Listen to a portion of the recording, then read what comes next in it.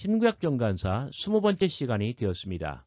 하스몬 왕조는 요한 힐카누스의 30년 치세를 초절정으로 최전성기로 하고 이후로는 급속도로 몰락합니다. 하스몬 왕조가 내적으로 가지고 있었던 모순은 무엇이었을까요? 그리고 그것 때문에 어떻게 몰락하게 되었을까요? 이 시간 저와 함께 하스몬 왕조의 말년, 그리고 어떤 모순점과 몰락의 사유, 그 다음에 과정 이런 것들을 구체적으로 살펴보도록 하겠습니다.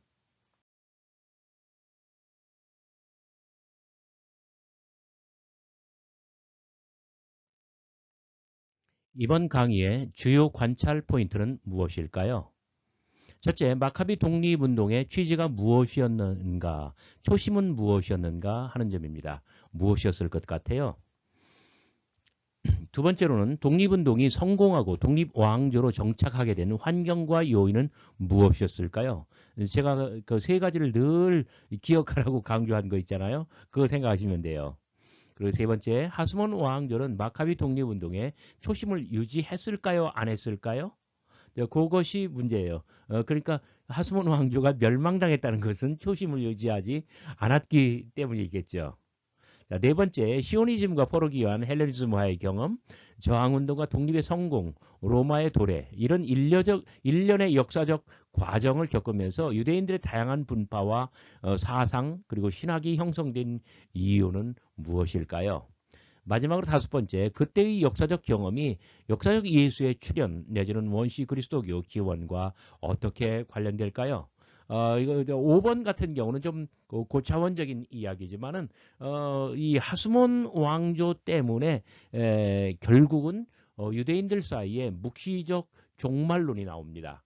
이 묵시적 종말론 때문에 하나님의 나라 사상이 나는 것이고요. 이런 것들 때문에 예수님께서는 비유로 말씀하시고 하나님의 나라는 이런 것이다. 이런 것을 가르치시게 되는 것이겠죠. 대제사장직의 오염과 모순. 조금 아까 관찰 포인트를 이제 디테일하게 살펴보는 순서예요. 자, 하스몬 왕조는 몇 가지 중요한 특성과 동시에 모순을 노출하고 있습니다. 애초에 하시딤을 중심으로 많은 유대인들이 가담하여 마카비 독립운동을 일으킨 목적은, 자, 한마디로 말하면 그것은 헬레니즘주의자들의 제국주의적인 지배와 이교도들의 그 가증스러운 오염, 이 더럽힘으로부터 이 성전, 예루살렘, 유대인들의 땅, 어떤 유대 땅 전체를 지키고 원상태로 회복시켜서 여호와의 성결을 회복하는 것이었습니다. 그래서 외세를 몰아내고 그냥 조상들의 전통, 정말 모세가 율법을 전해준 이후에 조상 대대로 지켜오던 어떤 그 거룩성의 원칙이 있잖아요. 그것을 지키자는 것이었어요. 이것이야말로 포로귀환 이후에도 선조들이 수립하고 지켜온 타협할 수 없는 절대적인 가치였습니다. 그중 가장 핵심은 무엇이었습니까? 대제사장직의 어떤 불법적인 오염이었죠. 대제사장이 입법, 사법, 행정, 그 다음에 중앙은행까지 모든 권력을 다 독점하는 체제. 그런데 대제사장은 어떤 조건이 되어야 된다고요? 어떤 혈통상으로 조건이 있었는데 그것은 뭐냐면 첫째, 레위지파여야 돼요. 두 번째, 레위지파 가운데서도 아론의 후예여야 돼요. 그리고 아론의 이 계열 중에서도 이 사독 계열, 이 아론의 후예 가운데서도 이 사독 계열이 돼요. 그런데 이것이 메넬라우스 이후에 이것이 오용되고 남용되고 그 다음에 더럽혀졌어요. 메넬라우스 이후에. 그래서 하스몬 마카비 독립운동이 일어났는데 나중에 하스몬 왕조는 어떻게 됐습니까? 자, 요나단, 시몬, 요한 힐카누스, 그 다음에 힐카누스의 이 아들들, 손자들, 여기서부터 이 대제사장직을 불법으로 점유합니다. 그들은 결코 사독 계열이 아니었어요. 그럼에도 불구하고 요나단부터 시작해서 왕이면서 동시에 대제사장을 하는 거예요. 이것이 바로 하스몬 왕조의 가장 큰 모순 덩어리였다는 점을 여러분들 기억해 주시기 바랍니다. 두 번째 모순은 제국주의적 정복입니다. 자, 셀루커스 왕조가 임페리얼리즘, 이 제국주의의 방법으로 유대인들을 공격하고 헬레니즘을 강요했습니다. 뭐 돼지고기를 막 먹으면 살려주고 안 먹으면 죽이고 그걸 했잖아요. 그런데 하스몬 왕조가 방법상에 있어서는 동일한 방법을 사용해요. 정복 전쟁을 치르면서 정복지 사람들에게 전혹한 방법으로 유대교를 강요합니다. 뭐 그 세례를 아니 할례를 받으면 살려주고 유대교로 강제 개종시키는 것이며 그렇지 않으면 그 자리에서 어떤 피해 학살을 하는 것이죠. 자, 이것은 마카비 독립운동이 애초에 가졌던 생존의 방어적 논리가 하스몬 왕조에 이르러서 확장과 통일이라고 하는 영토 확장과 그다음에 통일이라고 하는 공격적 논리로 뒤바뀌는 것을 의미합니다. 자, 이렇게 이 제국주의적인 방법으로 종교를 강요한 것.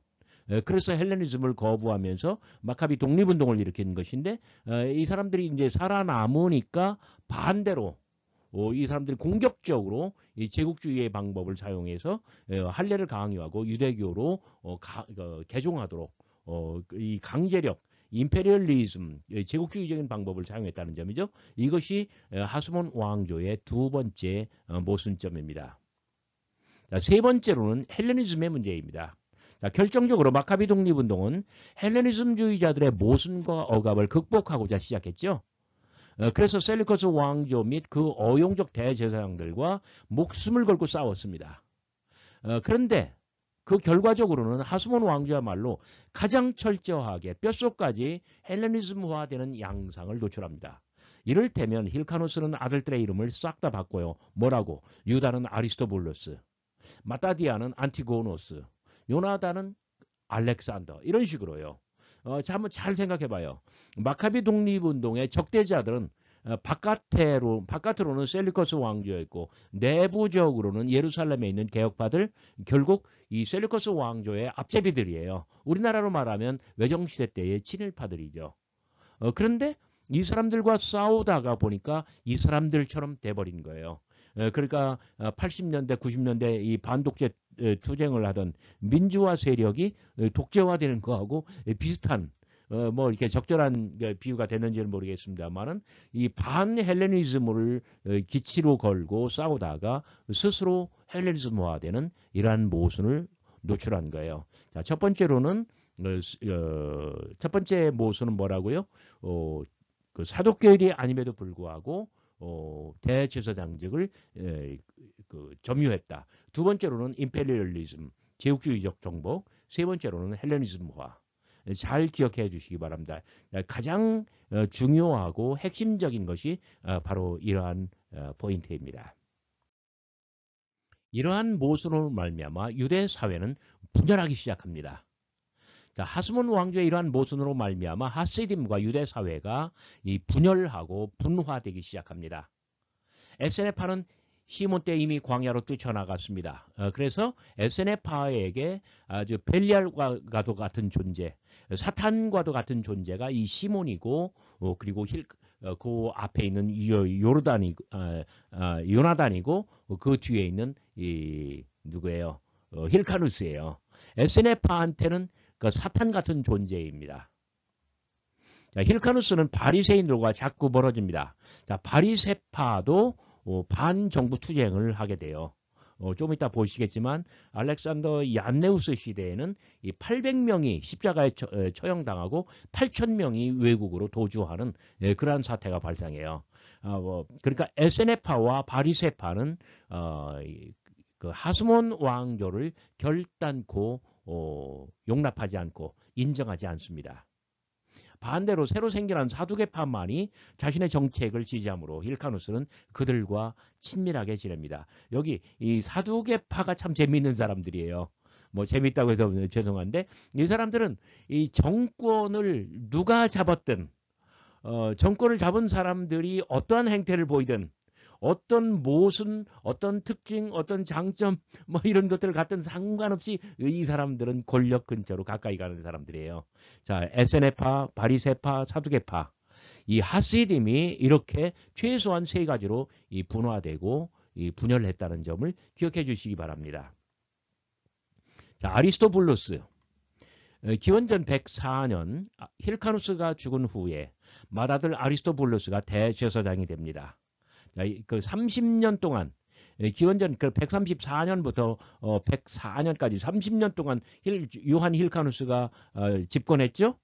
그런데 죽은 다음에 맏아들 아리스토블루스가 대제사장이 되고 왕이 돼요. 그리고 그러나 곧바로 힐카누스의 부인, 그러니까 아리스토블루스의 어머니가 정권을 장악합니다. 그런데 아리스토블루스는 어머니와 형제들을 감옥에다 다 집어쳐 넣어요. 그리고 그 다음에 어머니, 권력에 사로잡힌 어머니를 굶어 죽입니다. 아리스토블루스는 왕권을 완벽하게 차지한 후에 그는 갈릴리를 정복하고 유대화합니다. 그러나 그의 치세는 1년을 다 채우지도 못하고 끝이 나버리고 말았습니다. 아마 그때 이 정신병이 왔던가 아마 그랬던 걸로 제가 기억을 해요. 오래전의 일이라 기억이 완전하지는 못합니다. 알렉산더 야안네우스. 기원전 104년 아리스토블루스가 죽자 그의 부인 살로메 알렉산드라는 왕의 동생들을 석방시켰습니다. 그러니까 아리스토블루스가 1년 만에 죽었다고 했잖아요. 근데 아리스토블루스의 부인 살로메 알렉산드라가 자기의 시동생들을 다 석방시켜요. 시어머니는 죽었으니까 어쩔 수가 없고요. 그리고 그들 중 제일 젊은 알렉산더 얀네우스에게 통치권을 이양하고 그와 재혼합니다. 참 대단하죠, 알렉산드라. 알렉산더 얀네우스는 지속적인 정복 전쟁으로 다윗 솔로몬 시대에 맞먹는 영토를 차지합니다. 물론 정복 후에는 강제로 유대교로 개종시킵니다. 그러니까 자기의 힐카누스가 어떻게 되나요? 힐카누스도 아버지죠.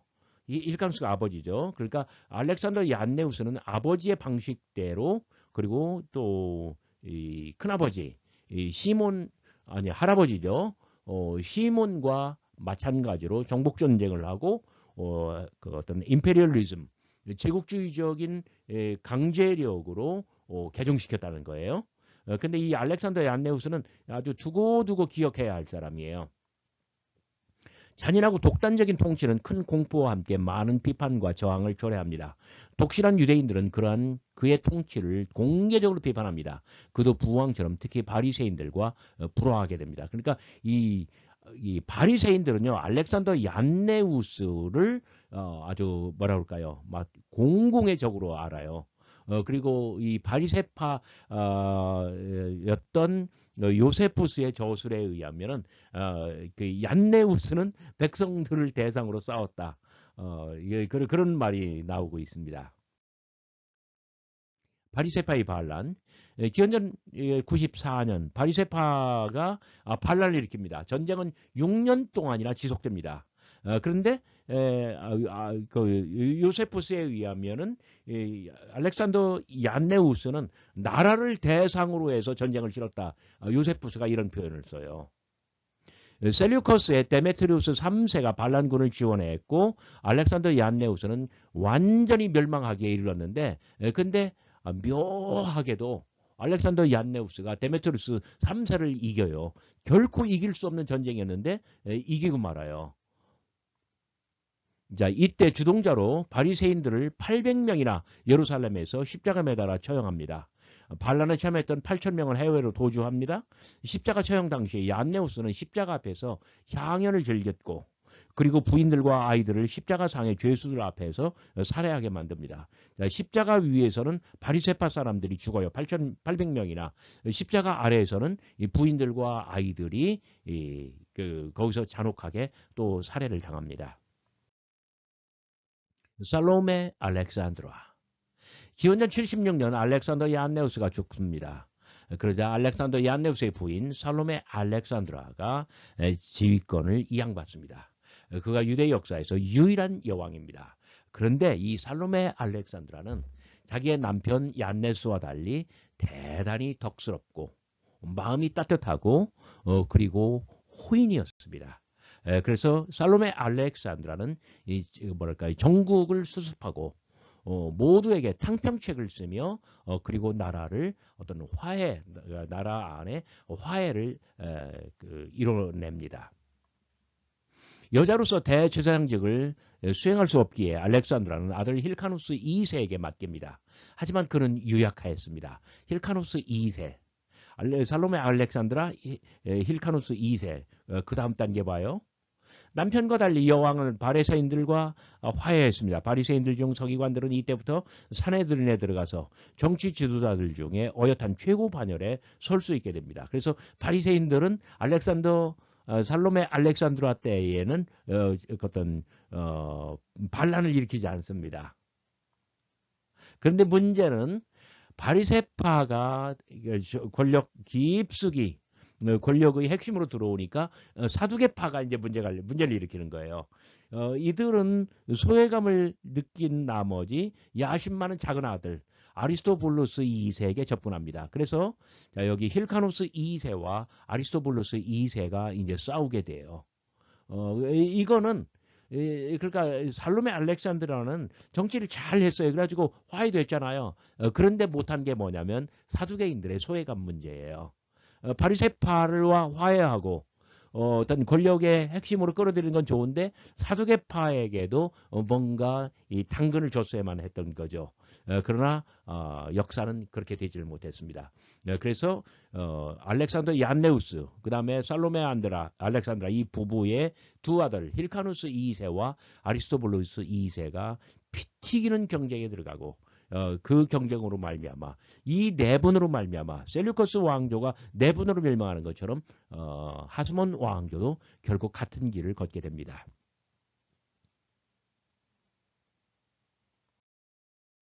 자, 로마의 진군과 하스몬 왕조의 멸망, 오늘의 마지막 페이지입니다.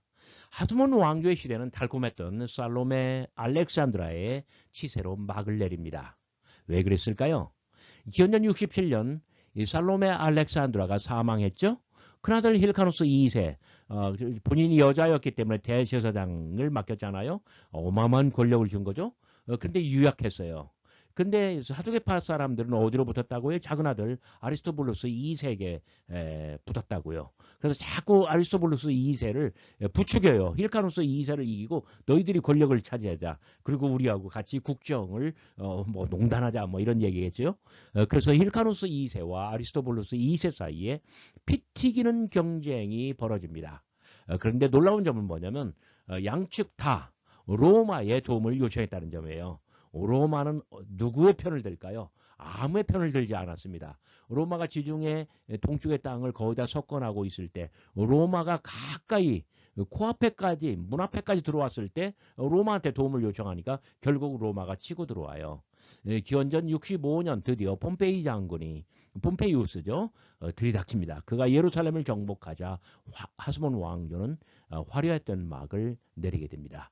100년에 걸친 마카비 독립운동과 하스몬 왕조는 그렇게 끝이 났습니다. 100년이라고 했는데 왜 100년이라고 할까요? 마카비 독립운동이 예루살렘을 수복하고 성전을 회복해서 거기서 사독계열의 대제사장에 의해서 어떤 율법에 의한 합법적인 제사를 회복하고 첫 번째 한우카 축제를 일으킨 게 언제라고요? 기원전 168년이라고요. 그러니까 굳이 정확하게 계산하면 103년이지만 대략 100년에 걸친 마카비 독립운동과 하스몬 왕조가 이렇게 막을 내리게 된 것입니다. 이후로는 로마 제국에 편입돼서 어떤 그 헤롯 대왕이라든지 또 예수님의 활동이라든지 초대교회의 어떤 기원이라든지 이런 모든 것들이 로마 제국 안에서 이루어졌던 것입니다.